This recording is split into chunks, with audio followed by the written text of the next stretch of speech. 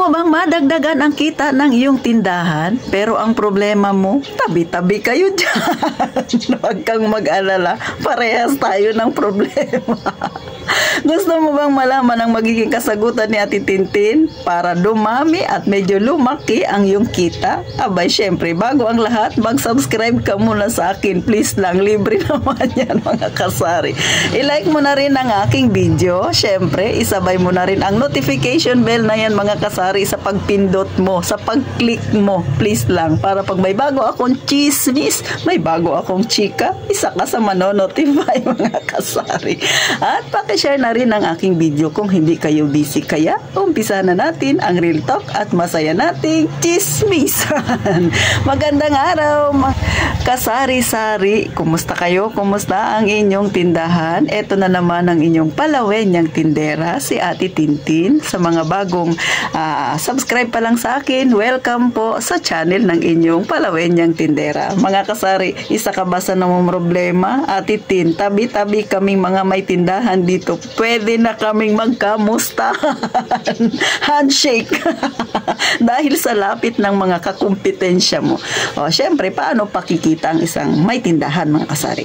Pero ito, syempre, may chichismis ako sa inyo. Bagamat, mga kasari, no, ito ay ginagawa na ng iba. Pero baka nakakalimutan mo, kaya syempre, i-refresh natin, mga kasari. Pero kung ikaw ay bago pa lang sa ganitong larangan ang pagtitindahan at syempre kung medyo nakakalimot ka naman, ikaw ay datihan, abay, para sa'yo ito. Una, syempre, dagdagan mo ang kasipagan mo. O, ano bang ibig sabihin ng dagdagan ng kasipagan? Kung dati, nagbubukas ka ng alas 6, gawin mong alas 5, mga kasari. O, ibig sabihin, mas agahan mo pa. Pero, may pero sa titintin, depende yan sa lugar ninyo. Kung kayo ay kagaya dito sa amin, mga kasari, ay alas 6 na yung mga tao dito na nagiging busy, ay medyo hindi masyado applicable ang alas 5 ng pagising. Pwede naman 5:30, no? Kayo ang nakakaalam kung anong oras ba medyo busy dyan sa lugar ninyo. Pero tama po ang inyong narinig kay Ate Tintin, agahan ninyo ng pagbubukas. Alam niyo mga kasari, pag maaga kayong magbubukas, syempre, yung iba tulog pa niya na inyong mga kompetensya ay sa inyo bibili yan. Pero paano kung yung kakumpetensya ninyo maaga rin ang pagising? Ay depende nga sa lugar ninyo yan mga kasari, no? Wala tayong magawa kung pati yung kakumpetensya ninyo ay maaga rin gigising. Pero maaga gigising, gabi rin kayo magsasara. So ganun lang ang style mga kasari. Pero sabi ko nga, depende yan.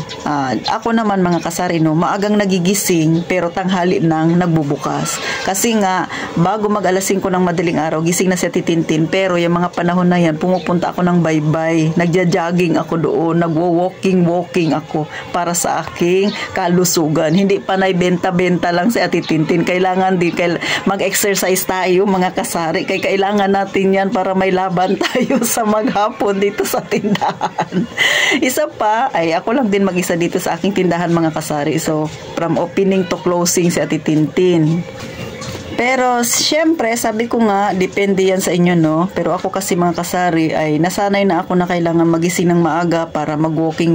Kasi nga, ay, nung nagpa-medical ako, medyo mataas yung cholesterol ko, kaya kailangan na mag-exercise at Tintin. Hindi dahil para magpapayat, kundi para maiwasan yung mga sakit-sakit dahil nagkakaedad na ang inyong tindera, mga kasari. So, kaya, ang mapapayo ko sa mga bago pa lang sa pagtitindahan, gusto nyong lumaki ang inyong kita, agahan. Sa gabi ay, syempre, gabi na rin kayo matutulog para gabi na kayo makapagsara.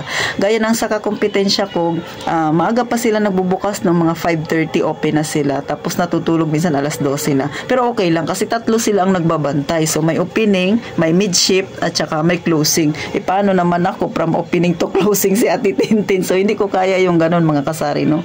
Kailangan din nating pangalagaan yung ating kalusugan, ha? Yan ang mapapayo ko sa mga tinderang kagaya ko na mag-isa lang sa tindahan. Hindi pa naitrabaho. Kasi baka singilin ka ng katawan mo, imbis na kumita ka, mas lalo kang nawalan kasi mas mahal ang pagbayad sa doktora. Tandaan mga kasari.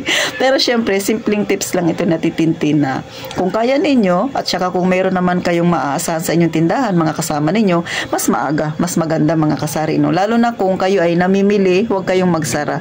Pero gaya nga ng sabi ko, ako ay mag-isa lang dito, kaya pag namimili ako, sara. Kaya ang naging ugali ko, ay pagka pumupunta ako ng baybay, nagja-jogging doon, bago mag alas 6 nasa palengke na ako, and then 6 o'clock may nagbubukas na grocery store sa amin. So doon ako bumibili. Kaya yung opening ni Ate Tintin ay alas 7 na talaga mga kasari. Kasi kasama na yung pamimili ko doon. So pag nagbukas ako ng tindahan, wala nang sarahan yan hanggang gabi na. So yun yung aking way para kahit papano manatiling puno ang aking tindahan. Lahat ng kailangan ko ay nabibili ko sa umaga. At the same time mga kasari ay kahit papano kumikita pa rin ako. Hindi naman si Ate Tintin panay lang. Pera-pera din. Kailangan isipin din ang kalusugan mga kasari.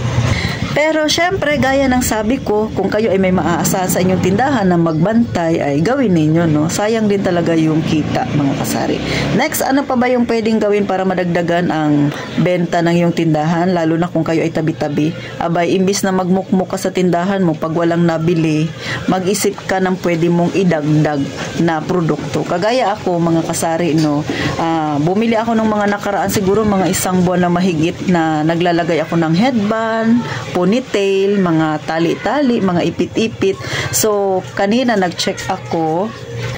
So, kakaunti na lang pala yung aking paninda na ipit-ipit. Akalain nyo yun mga kasari. Sa totoo lang, hindi ko siya sure kung mabebenta siya, no? Pero ngayon ko siya napansin, konti na lang pala yung aking mga ipit-ipit na yan mga kasari. So, ngayon ay panibago na namang pinanglilista si Ate Tintin para pandagdag ko sa aking eksperimento kung mabebenta siya. So, bala ko magbenta ng mga hikaw-hikaw, bracelet, tapos mga pitaka na maliliit. Pailan-ilan lang, no? Ilagay ko lang yan sa gilid. At saka syempre dagdag na ponytail kasi nga naging mabenta siya. At gaya nga na nakita ninyo kahapon sa vlog ko, nagdagdag na ako ng eco bag mga kasari kasi may naghahanap. Meron nga rin akong yung plastic bag na kulay itim, yung pang basura. So meron din yan si Ate Tintin mga kasari. Lahat ng pwede nating ibenta na. O kasi may naghahanap. So pagka may naghahanap tapos wala pa akong ganung produkto, sabi ko lang ay bukas bibili ako kasi kauubos lang. O diba, sinungaling talaga si Ate Tintin. Ay ganun talaga mga kasari. Kasi pag sinabi mong wala, hindi na yan babalik sa'yo. Pero pag sinabi mo na meron ka, naubos lang, bukas bibili ka, babalik yan sa'yo. Kasi alam nila na meron ka talagang tinda na ganun mga kasari. Yan yung sinasabi natin na white lies. Pero nakakatulong yan sa iyong tindahan mga kasari. So, syempre, maliban pa dyan, nagbabalak din ako na magdagdag ng mga tsinelas at kung ano-ano pa na pwedeng hanapin ng isang customer. O may tinda nga akong suklay, may tinda pa akong nail cutter, mga kasari. So, sa susunod, bibili ako ng Q-Tex kasi may mga aseton na ako nitong benta. Lahat na lang na pwedeng ibenta ay ibenta natin mga kasari. Pero isa lang ang iwasan ninyo. Iwasang manggaya pero hindi mo naman kaya. So ano bang ibig kong sabihin? Baka nakita ninyo sa kapitbahay ninyo, Ate Tin may Xerox siya, mag-Xerox din ako. Mali. Lalo na dito sa amin, sa kapitbahay ko, sa aking kakompetensya, meron na siyang Xerox. So bihira lang naman ang naghahanap ng Xerox. So bakit ako bibili ng Xerox? Ay medyo may kamahalan yon. So ibig sabihin, maglalabas ako ng malaking pera pero hindi ako kaagad kikita, hindi ko kaagad mababawi ang aking puhunan. So hindi siya magandang idea. Pero kung marami kang pera, sumigi ka. Pero sa Ate Tintin, dahil limited lang at ayokong basta-basta lang na mapasubo o diba sa mga opinion o kaya naman plano na hindi mo pinag-isipan, ay hindi ko ginagawa mga kasari. So depende yan sa inyo. Ako kasi mas more on na nagtitinda ako, mas more on yung iniisip kong ibenta yung mga wala pa talaga sa aking kakompetensya. Gaya nga sabi ko sa inyo, yung mga earrings na yan, mga tali-tali, ay wala pa yan dito sa aking kakompetensya. Kaya medyo naging mabenta. So yan yung aking iniisip, no. Pero depende pa rin yan sa inyo. Ang sa akin, sinishare ko lang sa inyo yung magiging journey ni Ate Tintin sa mga abubot na balak kong idagdag. Ikaw ba? Ano bang binabalak mo? Baka mamaya panay ka lang isip, ay Ate Tintin, mahina ang benta. Ay ganito, ganyan. Ay wag ganun. Huwag mong sayangin yung isipan mo sa mga bagay na hindi makakatulong sa'yo. Ang isipin mo, magplano, mag-isip. Ano pa yung pwede mong idagdag na paninda sa iyong tindahang maliit gaya ng kay Ate Tintin. O, ganun. Hindi yun ang problema ka dyan ng kung ano kung ano yung iniisip mo, ha. So, yan ang aking simpleng tips. Tandaan, ha, hindi lahat ng nakikita mo sa iyong kakompetensya ay dapat mong gayahin. Lalo na kung kayo ay kaparehas sa akin na medyo hindi naman kalakihan ang puhunan. Gayahin mo kung sa tingin mo ay kikita ka kaagad at mababalik ang puhunan. Pero kung sa tingin mo hindi, abay, pag-isipan muna ng maraming beses, mga kasari. Huwag basta gaya-gaya, lalo na kung hindi ka rin kikita. Ha? Ganun, mga kasari. So, paano hanggang dito na lang sa Titintin? Napangiti ba kita? Nabigyan ba kita ng idea? Huwag mong kalimutang mag-subscribe at mag-like at syempre pindutin ang notification bell na yan, mga kasari. Please lang, ha? Libre naman yan. At kung ma-extra ka, open na po ang ating membership fee, mga kasari-sari. At syempre, hanggang dito na lang sa Titintin. Magkita tayo sa susunod na vlog ni Ate Tintin. At gaya nga ng palagi kong sinasabi, mag-iingat tayong palagi, mga kasari.